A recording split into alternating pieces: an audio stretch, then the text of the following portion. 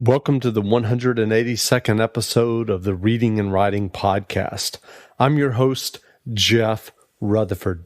Stay tuned for my interview with Adam Gittlin, author of The Deal, About Face, as well as other thriller novels. Stay tuned for the interview.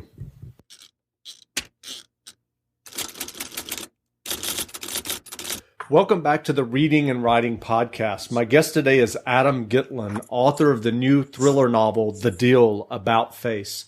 Adam, welcome to the podcast. Nice to be here. Thanks for having me. Great. Well, can I have you read the prologue from your new novel? Sure. I have it right here in front of me. Let's do it. Prologue. A hand from behind reaches over me and grabs my chin like a vice, pulling it back as far as it will go. I groan in agony. My eyes stare at the ceiling. A drop of filthy water hits me dead center on my forehead. Seconds later, my torturer's blue eyes meet mine from no more than 2 inches above. Gerrit om te spreken. Of jui nog denken jui weepen, en egerly handling held. What language is that, I think? His spittle spraying my skin, and why do I understand it? Given my restrained circumstances, my reflexes still function, and I attempt to shake my head. As I do, my assailant repeats himself. This time I hear it in English. You ready to speak? Or you still think you're some kind of action hero? As I recall why I now process everything I hear in 2 languages. He gently traces my face with his fingertips, like a blind man seeing something for the first time. My God, Jonah, look at you. My thoughts are distorted, but I recognize the voice. Andrew Jamovsky, my dear half-brother. My head slowly bobs back up. Then, in an instant, bright, beautiful colors flash across my mind. There are jewels, splendid green emeralds, luscious red rubies. There's gold, silver. Subconsciously or consciously, I can't be sure. I squint from their sheer brilliance. I look forward. I could swear Danish Jubilee egg, the one of the 8 missing Fabergé Imperial Easter eggs I had been saddled with years earlier in New York City, is suspended in midair. I think of how I had kept it, a true rare treasure out of harm's way. I smile. I have something you want, Jonah, and we both know what you have to give me first to get it. My mouth fills with blood again. Instead of spitting it out, afraid of the ensuing pain from such force, I part my lips and gently push the deep red liquid down the front of me. Its warmth feels strangely comforting against my raw chin, my freezing chest. Why don't you uncuff me and face me like a man, I ask. In one swift motion, a vodka-soaked rag is crammed into my mouth. The burning of my bleeding tongue and cheeks is off the charts.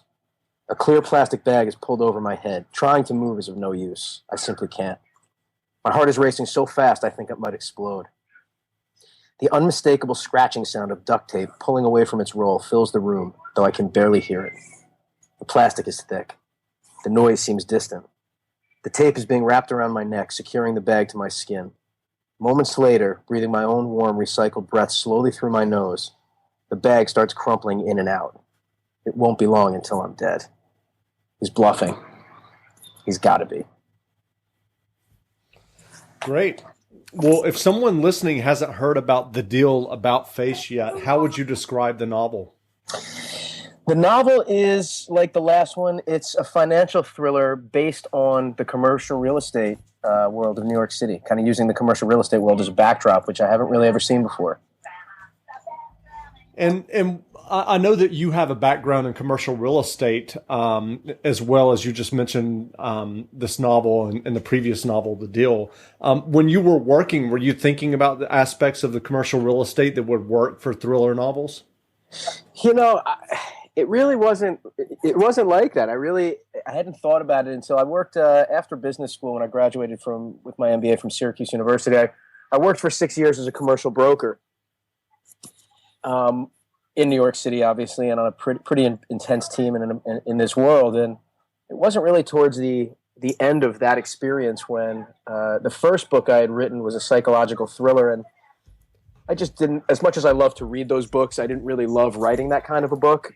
Just because the research and a lot that went into it, frankly, was just it wasn't appealing to me from that side of it. Mm-hmm. So I've been kind of struggling what the next direction would be for me for writing, and it just kind of struck me that I was seeing such an interesting world from the inside out that is as high powered in so many ways as any industry in the world, And I figured, I have a good understanding of this world, so this is maybe the backdrop that I need. And it kind of just went from there. Right. And in terms of your new novel, The Deal About Face, do you remember how you got the original idea or inspiration for the novel? Then, yeah, I mean, it was kind of when I was coming to the end of writing the first one. I started to kind of have ideas for where the book could go, the follow-up to it. And I kind of left the deal open-ended. Like I kind of do with every book, I feel like. I think the goal is you want to create an ending that's really satisfying and feels complete, but at the same time would make perfect sense that something's been left open for more to come. And that's kind of what I've done with this one as well. But yeah, it was really towards the end of writing the last one. And there's been a few years between the two, but coincidentally, it's convenient to say, but it really did work for the evolution of the story of where Jonah is now and the time that's passed and kind of what happens from here. Sure. Well, what was your original path to writing novels? Have you always been interested in writing fiction, and what led you to writing that first novel, the psychological thriller? It's an interesting story because I have no training in writing, and I never thought about doing it. I've always loved stories, though. Films, novels, TV. I've just always been kind of a story junkie. And when I was in college, it was before the internet and all that stuff, my mother would read novels and send them to me. That was like when Patterson was starting, and she would send me, Kiss the Girls, Along Came a Spider. She would send me Robert Ludlum books. And so when I was at school in Syracuse for my undergraduate years, I was just kind of always reading these books and going to see films. And it was just always a big part of me. My senior year undergraduate, we got back to school, me and one of my close friends, who's still one of my 2 or 3 best friends. And we were talking about our last semester and the little requirements that we had left. And I remember I was talking to him. I said, I've got I don't know what to do for this whole semester. I mean, I can do nothing all day and handle my requirements and go out at night. And I said, or I could do something really meaningful during the day and still have fun at night. And I don't really know what that should be. And it was actually one of my he's an oral surgeon in New Jersey, my buddy Jay. He looked at me and he said, I don't know, why don't you try writing one of those books you're always reading? And I kind of looked at him like I had no idea what he was talking about. But he said, yeah, you heard what I just said. He's like, what do you have to lose? If you're not good at it, you're not good at it. So that was kind of when I just I just dove in and gave it a try. That's great. So what is your writing process like? Did you plot and plan extensively before writing your new novel, The Deal About Face? Yeah, it's interesting because outlining for me in the past has not been great, and I've kind of run into problems from it. When I wrote The Deal, I was working with an editor who's based in LA, and when the book I thought was finished, she read it and she's terrific and she's very honest and she's terrific to work with. And she said to me, this book is really good. She said, but here are a couple suggestions that if we can figure it out for the second half of the book, it can be great. And, I was like, oh, what an undertaking. So with everything she said, I only wanted to discount and have a reason to tell her she was wrong. But fact is she was right. But because I hadn't outlined as well as I should have, that process of rewriting that second half of the book took over a year. And, there was just so many things that I wasn't clear of where they were. And, you're changing so much in the second half. There's obviously things you're going to have to change in the first half. Sure. So what I do now is, I've kind of trained myself to, like I did with The Deal About Face and with the novel I'm writing right now, which will come out next year, which is the next Jonah installment. I've gotten much better at outlining. I take each storyline and kind of outline it. I outline how they're all going to work together. But more of just kind of like a guideline outline in terms of where I want everything to go. I try to keep, knowing myself, if I really start to outline too much, I'll end up limiting myself. So I don't really want to do that. I just kind of want to have like almost check marks of where I need to be at certain times and then let everything kind of work itself out in between there in terms of, getting everybody where they need to go. Sure. So what books or writers have you read in the last year or so that made an impact on you and that you would recommend, either fiction or nonfiction? Yeah, I tend to read a lot I just love fiction. I always have. I should read more nonfiction. I tell myself all the time. But, I'm a huge Daniel Silva guy. I love everything he writes. So his most recent books have been great. I actually recently just finished Inferno, which is Dan Brown's latest, which is just phenomenal. I think everything he writes is these are the guys that I kind of find to be like the benchmark of this world. Sure. I kind of feel like all of us other writers are trying to kind of fit in with them and use them as really the high water mark. But those guys I love. The King's Deception, Steve Berry's latest, phenomenal. Loved that book this year. I hadn't gotten around to Gone Girl, Gillian Flynn's big one that, it seems like the entire world has read. I think she's really talented. I think that was a really good book. So those are the most recent ones that I've read. Great. So going back to the story that you talked about a few minutes ago. So when you did sit down in college and write that first novel, what was that experience like? Was it easier or harder, or obviously you kept going because now you've written multiple novels, but what was that? What were those first attempts at writing fiction like for you? It's interesting. It was frustrating, but there was something really exhilarating about it. I mean, I hadn't ever really just said, all right, all these different stories that you read, you're reading the culmination of other people's minds just going wild and coming up with really fun, great stuff. And I had never, ever been in a situation where I was going to kind of challenge myself to do that. So that was really fun. I ended up writing a story called Dead End. And it was also a psychological thriller. It was the first one that I'd written. It was a really wild story. It had to do with off-Broadway actresses and all kinds of crazy stuff. It was a fun story, though. And I loved doing it. I love the process of actually, and that's when I really learned that I enjoy that, of actually the challenge of putting together a really interesting story. Sure. So I wrote that. I worked on it. And through a family friend, we had access to a literary agent named Pam Bernstein years ago. And so I wrote this book, and I remember, this draft. I don't even know if I'd call it a book. I don't even know what it was.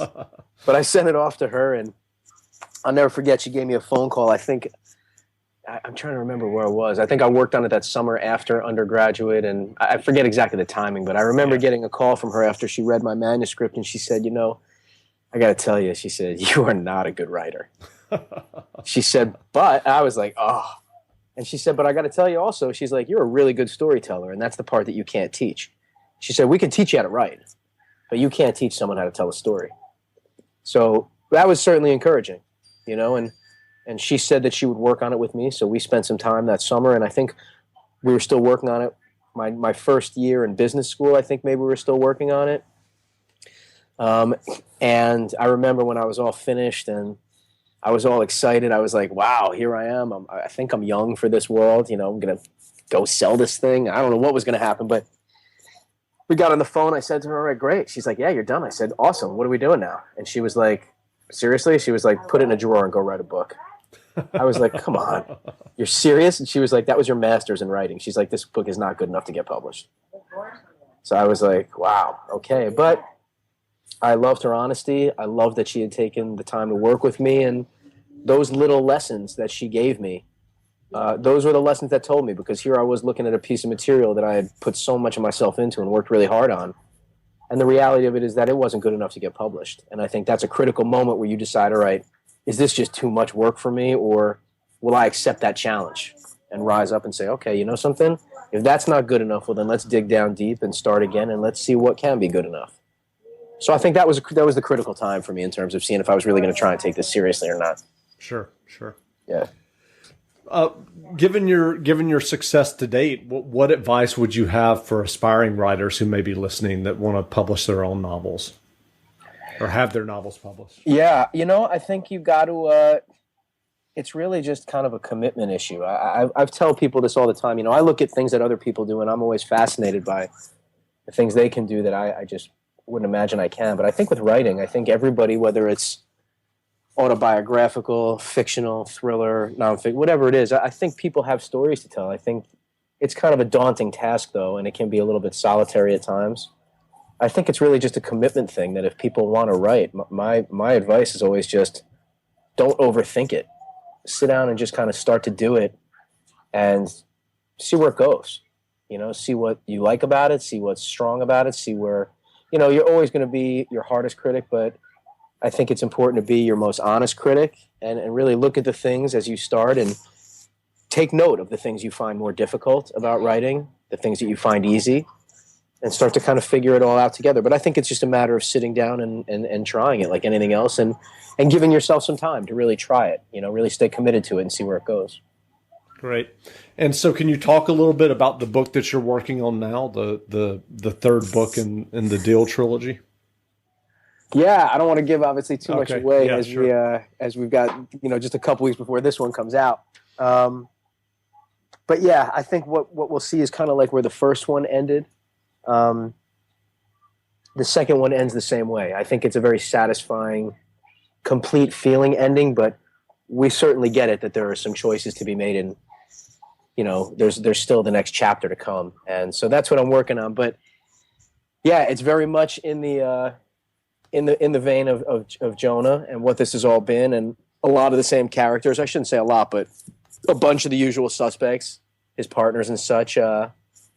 They'll probably be around, and it's definitely along the same lines. This one has, whereas the original Deal was just strictly based in New York City, this one actually has an international flavor to it as well. As I think maybe that a good portion of it takes place in the Netherlands, and I'd say about a third of the book takes place between the Netherlands. You've got the south of France thrown in there at one point for a while, but when it comes to the commercial real estate aspect, you've got New York City, you've got the Netherlands, and a couple of other little things. So the next one also, they'll always, I feel like, be primarily New York City focused, but that one will have some international flavor to it as well. Sure. Yeah. Great. Well, again, we've been speaking with Adam Gittlin, author of the novel The Deal About Face. The thriller novel is available in bookstores now or as an ebook, so go grab a copy today. Yeah, I think it's on shelves. I think the actual release date's March 4th, but you can certainly Barnes & Noble, Amazon, everywhere you can pre-order it and still have it pretty quickly, I think, now. Great. Well, Adam, thanks for doing this interview. Thanks for having me. It was fun. Okay, thanks a lot. Take care. Have a Bye-bye. good one. Bye-bye.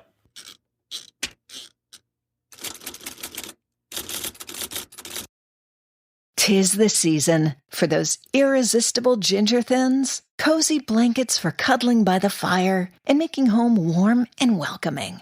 For one-stop holiday shopping, visit your local IKEA or ikea-usa.com/holiday. Is that Dunkin's new holiday blend coffee? Sure is, because sometimes the holidays just call for Dunkin'. What's in it? A spark of holiday spirit? A cup full of holiday cheer? Your very own holiday shopper? Actually, all that, and notes of molasses and dried fruit. Just the warming blend I need for that holiday hustle. Sit through the holidays with the $2 medium holiday blend coffee at Dunkin'. America runs on Dunkin'. Participation may vary. Limited time offer. Exclusions apply.